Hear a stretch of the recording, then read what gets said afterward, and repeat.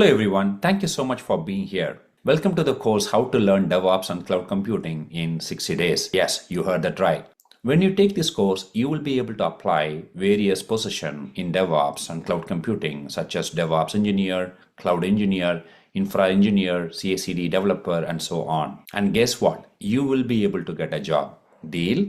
My name is Anand Kannan. I have been in IT industry for about past 2 decades now. I was so fortunate enough to carry out various DevOps transformation initiatives ranging from banking sector, insurance, pharmaceutical companies, and so on. I also have my own training part-time, which I do after office hours. I started my training program way back in August 2017 with one student. Now, through Zoom, I was able to reach out so many students.